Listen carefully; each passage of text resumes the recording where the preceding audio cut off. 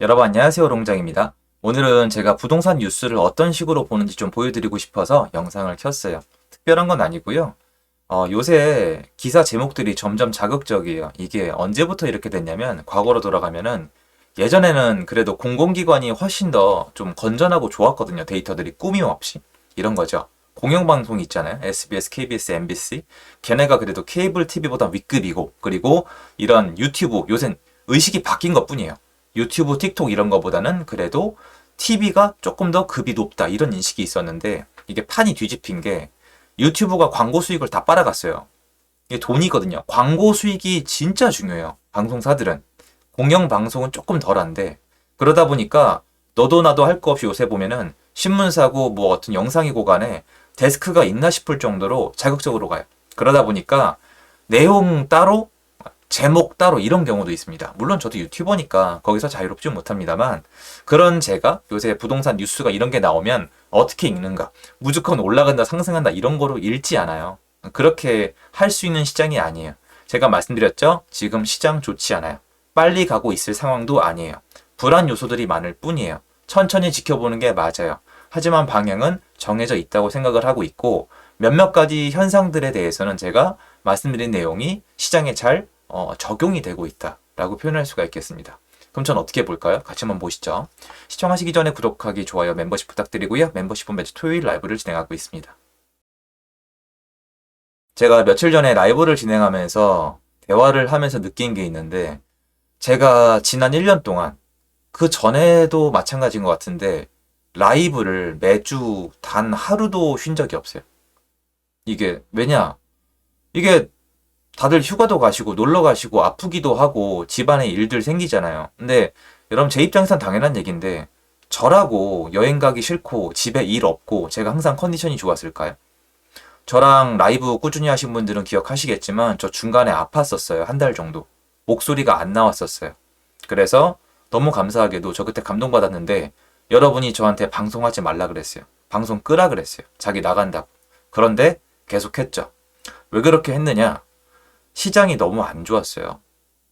정말 시장이 너무 안 좋고 여러분이 어떤 공포심을 느끼고 얼마나 힘들지. 왜냐면 제가 너무 힘들었거든요. 부동산 투자와 사업을 하는 제 입장에서 그런 제가 스스로 얘기했던 바가 있어요. 솔직히 지난 1년 동안에 시장 안 좋으니까 영상 줄이고 딴데 가 있는 분들은 저는 좀 이상하다고 생각해요. 왜 그러냐? 분명히 얘기하셨잖아요. 시장이 안 좋을 때 더 열심히 기록을 하고 내가 경험을 해봐야 상승장에서 더 많이 먹는다.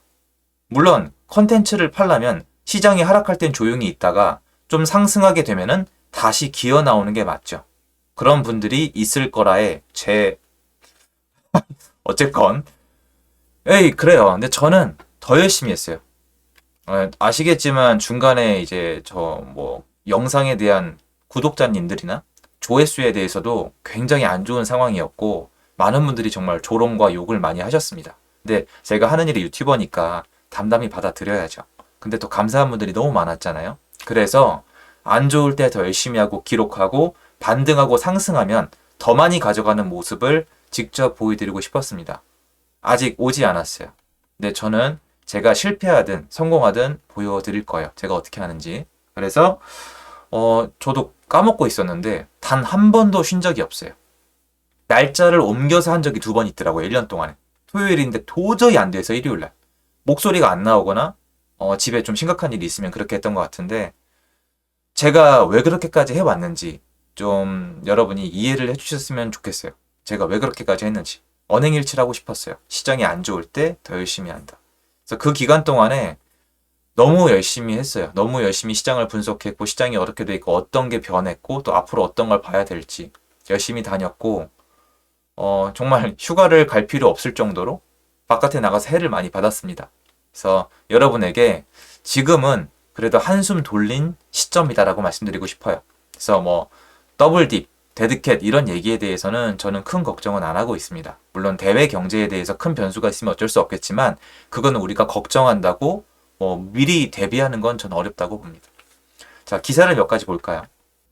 10명 중 7명 올해 청약, 지금이 제일 싸다. 생각해보면 청약이 지금 괜찮죠.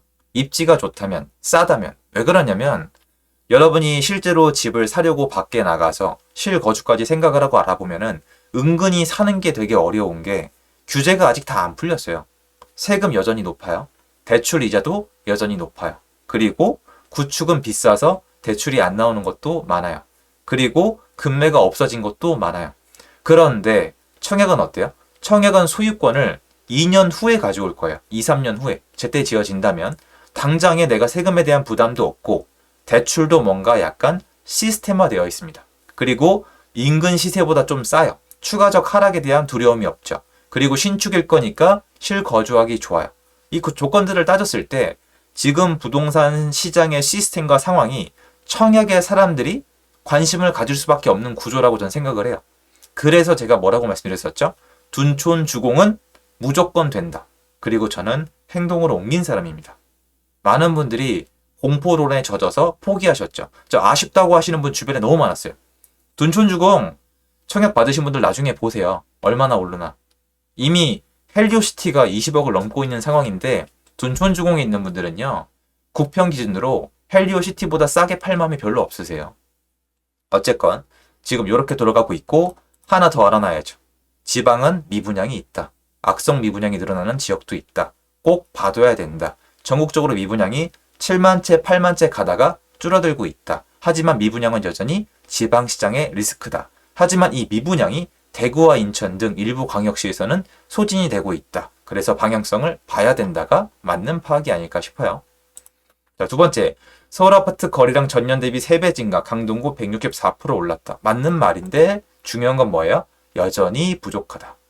서울 아파트 거래량 평균은 월 6,000건, 지금 3,000건에서 4,000건 왔다 갔다 합니다. 올라봤자 부족하다. 무슨 말이다? 전년이 비정상이었고 지금은 평년 대비 여전히 낮지만 정상을 찾아가고 있는 중이다. 그래서 더 놀라운 건 뭐예요? 요 정도. 옛날에 비해서 거래량이 제대로 회복이 안 됐는데도 가격은 생각보다 꽤 많이 오르고 있다. 2억, 3억 이상 오르고 있는 곳들이 있습니다. 이렇게 파악을 하겠어요, 저라면. 자, 전세 가격 오르자 세입자 신규 대신 계약갱 신택한다. 자, 이게 앞으로 펼쳐질 일 중에 하나인데요. 계약갱신을 택했다? 자, 임대차 3법이 2020년도 8월 달부터 시행이 됐을 때 전세 가격이 폭등을 했습니다. 폭등한 이유가 뭘까요? 폭등한 이유는 계약갱신권 때문에 그렇습니다. 계약갱신을 택하기 시작을 했죠. 전세가가 하락할 땐 임대차 3법이 솔직히 입법인데 필요가 없어요. 누가 갱신해요, 그때? 나가면 되는데. 만약에 갱신권이 늘어나게 되면 신규 전세입자가 늘어나게 되면은 예전에 있던 일이 반복될 확률이 꽤 있습니다. 임대차 3법이 시장을 바꿔놨고 이거 가지고는 아무도 관심이 없겠지만 저는 관심이 많고 저는 3분기부터 이런 얘기 나올 거라고 말씀을 드렸고 서울을 기준으로 봤을 때 4월달, 5월달부터는 충분히 시장에서 감지가 가능했습니다. 물론 모든 단지가 이런 건 아니에요. 일부 단지에 불과합니다만 앞으로 지켜봐야 되겠죠. 굉장히 중요한 포인트예요. 앞으로 계속 저는 이거 팔로우업 할 거예요. 신혼부부 대출 특례 추가 시 중저가 주택 거래 활성화할 듯. 도대체 지금까지는 왜 이렇게 한 거죠? 정말 이해를 못 하겠는데 이거는 일부 효과가 있을 수는 있습니다만 이게 아니어도 좀 오해들을 많이 하셨죠. 이거 좀 그렇잖아요. 신혼부부의 대출 특례 뭘 만들어 주는지에 따라 다르겠지만 여태까지는 이걸 피하고 싶어서 혼인신고를 안 하는 분들이 제 주변에 너무 많았거든요. 그래서 이거는 비정상이 정상이 된다 정도? 그리고 효과에 대해서는 지켜봐야 한다는 겁니다. 전세보증금 제때 못 돌려받는 건수 폭증. 당연하죠. 왜냐? 전세가가 떨어졌으니까. 역사적으로 이게 처음이 아니에요.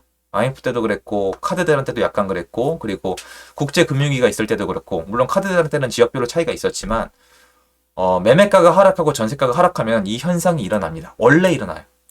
이거를 도덕적인 잣대로 보면 당연히 비난을 받아 마땅하겠지만 이건 거래기 때문에 어쩔 수 없는 경우도 많아요. 그래서 이건 늘어납니다. 그런데 이것 때문에 제 부탁은 이거예요. 전세보증금 돌려줘야 되는 거 당연히 의무예요. 못 돌려받는 거 잘못이에요. 일부러 안 돌려주는 거 잘못된 거예요. 벌 받아야 돼요. 그런데 이것 때문에 역전세랑 단어랑 엮어서 전세 시장이 계속 내려갈 거라 이런 이미지를 가지고 계신 분들은 시장을 다시 한번 바라볼 필요가 있습니다. 이거에 엮이면 안 돼요. 이건 이거고 전세 시장은 따로 보셔야 됩니다. 저라면 그걸 가장 추천드리고 싶어요. 차라리 집 팔겠다. 부밀던 자식 징여 돌연 줄었다는데 무슨 일? 증여 줄죠. 세법이 바뀌기도 했고 상반기 9.2%. 아 이거요. 퍼센테이지잖아요. 퍼센테이지. 요거예요. 서울아파트 증여 비중은 거래 절벽이 심해진 지난해 상반기에 14.2%, 하반기에 13.8%를 차지했다죠. 이거 페이크죠. 뭐겠어요. 여러분 매매 거래가 없었다니까요. 거래가 완전 씨가 말랐다고요. 평년 대비 5분의 1, 6분의 1로 줄었어요. 저는 이 시장에 큰 변화가 있다고 생각하진 않아요. 세법 때문에 이게 10년으로 변한 게 있어서 증여가 원래 약간 주는 게 정상이라고 생각하지만 기사 제목을 뽑아낸 거라고 생각해서 저는 그냥 패스하겠습니다. 2030 도봉 영끌족 모처럼 웃었다. 창동지구 1호 재건축 확정. 얘기하면 정말 뭐라고 하실 것 같은데 의미 없습니다. 의미가 없어요. 왜 그럴까요? 예, 이거예요. 18단지 재건축 간대요. 근데 가보시면 도봉구 창동은 아직 힘을 못 쓰고 있습니다. 몇몇 단지 외에는. 도봉구 창동 가면 어떤 단지 보시면 좋으냐면요. 일단 여기 18단지 있잖아요. 대장주라고 할 수 있는, 그러니까 이 재건축 중에 19단지, 18단지 이렇게 19, 18, 17 아니면 저쪽에 3단지, 4단지. 옛날에는 저쪽에 3단지인가? 그쪽이 원래 대장 쪽이었거든요. 아래쪽에 큰 빌라들이 있고 이제 녹지 많은데 거기 3단지, 4단지, 18, 19, 17 이렇게 보시면 되고 위에 민간 아파트는 왼쪽 측으로 가면 저쪽에 뭐 상하부터 창동, 삼성 레미안으로 이름을 바꾼 것 같던데 넘어와서 동화청솔이나 위쪽에 북한산 아이파크나 저 위쪽에 이제 삼부 그건 재건축 이슈가 있었고 더 위쪽으로 가면은 도봉안신 이쪽으로 보시면 되고 골고루 보면 되는데 창동중공 18단지는 지금 어려운 상황이에요 여전히. 왜 그러냐면 여기는 좀 젊은 층 그리고 투자 수요가 좀 많이 들어왔었어요. 그럼 여기가 정말 우수려면 어떻게 해야 되겠어요? 예전처럼 젊거나 또는 조금 더 나이가 있으셔도 투자를 원하는 분들이 좀 들어와 줘야 되는데 투자를 원하는 분들이 지금 여기 들어올 수가 있느냐? 어렵다는 겁니다. 투자를 원하는 분들이 주택을 늘리기 어렵기 때문에 얘는 나중에 조금 더 시세가 퍼지고 실거주자랑 투자하실 만한 분들이 좀 더 들어오거나 들어올 수 있는 환경이 되면 좋겠다. 그때 가서 이 이슈가 다시 한번 올라올 거지 지금은 놀랍게도 보시면은 시장이랑 엮이기는 어렵다. 지금 그런 시장이 아니다. 즉 호재는 시장 상황이 어떠냐에 따라 완전 다르다라고 말씀을 드리고 싶어요.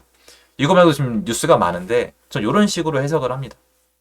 저한테 제일 득이 되는 방향으로. 그래서 읽어도 타이틀, 내용 훑어본 다음에 중요한 건 정독을 하고 지금 시장이랑 안 맞는 건 버려버리고 버리는 게 되게 많아요. 버려야 할 수밖에 없는 게. 근데 여러분들이 봤을 때 이런 건 오해할 수가 있다는 거는 잡아드려서 방송을 내보내고 있습니다. 그런 게 저는 도움이 되시기를 간절히 바랍니다. 최선을 다해야죠. 감사드리고요. 좋은 하루 되십시오.